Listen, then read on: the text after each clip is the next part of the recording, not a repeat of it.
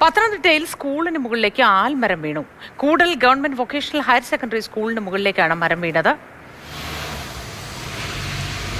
പിഴുതു വീഴുന്നതെന്ന് പറഞ്ഞാൽ ഇതിൻ്റെ വേരുകൾ നമുക്ക് നഷ്ടപ്പെട്ടിരിക്കുക. 2-3 തവണ നമ്മൾ ജില്ലാ പഞ്ചായത്തിൽ പറഞ്ഞതാണ് അപകട ഭീഷണിയുണ്ട്. ഇനി ആ മേളിൽ 2 വലിയ ആഞ്ഞിലിയുണ്ട് 10-200 ഇഞ്ച് വണ്ണമുള്ള.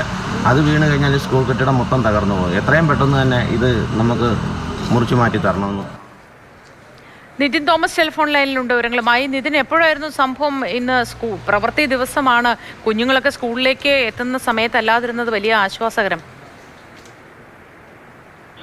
തീർച്ചയായിട്ടും ഇന്ന് പുലർച്ചെയാണ് ഇത്തരത്തിലൊരു സംഭവം കൂടൽ ഗവൺമെന്റ് വൊക്കേഷണൽ ഹയർ സെക്കൻഡറി സ്കൂളിൽ ഉണ്ടായത്. സ്കൂളിന് പരിസരത്ത് തന്നെ ഉണ്ടായിരുന്ന വലിയ ആൽമരം കടപുഴകി സ്കൂളിന് മുകളിലേക്ക് വീഴുകയായിരുന്നു. ഇപ്പോൾ ക്ലാസ് മുറികളിലേക്ക് കയറാൻ സാധിക്കാത്ത വിധമാണ് ഈ മരം വീണ് കിടക്കുന്നത്.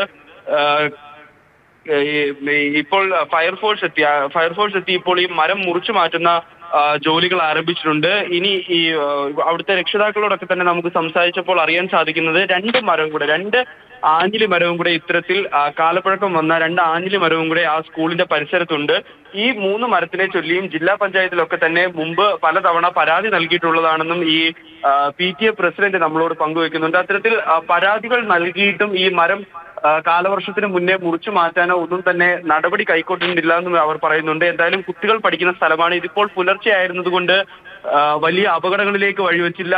ഒരു പക്ഷേ സ്കൂൾ തുറന്നതിന് ശേഷമോ അത്തരത്തിൽ എന്തെങ്കിലും ആയിരുന്നെങ്കിൽ ഒരു വലിയ അപകടത്തിലേക്ക് ഇത് മാറിയേനെ. ഇനി അവിടെ നിൽക്കുന്ന മരവും ഇത്തരത്തിൽ കാലപ്പഴക്കമുള്ളതാണ്, അല്ലെങ്കിൽ കാലവർഷക്കെടുതിയിൽ ഇത് കടപുഴകി വീഴാൻ സാധ്യതയുള്ളതാണെങ്കിൽ മുറിച്ചു മാറ്റേണ്ടത് അനിവാര്യമാണ്. ശരി, തീർച്ചയായിട്ടും.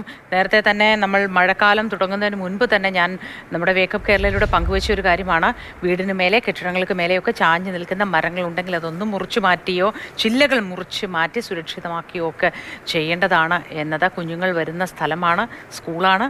അത് നേരത്തെ മുൻകൂട്ടി കണ്ട് ഇതൊക്കെ ചെയ്യേണ്ടിയിരുന്നു എന്ന് തോന്നുന്നു. ഏതായാലും നിർഭാഗ്യകരമാണ് അത്തരത്തിൽ കെട്ടിടത്തിന് മുകളിലേക്ക് അത് വീണത്. പക്ഷേ കുഞ്ഞുങ്ങളില്ലാതിരുന്ന സമയത്ത് എന്നത് ആശ്വാസകരം. നിതിൻ തോമസാണ് വിവരങ്ങൾ പങ്കുവച്ചത്.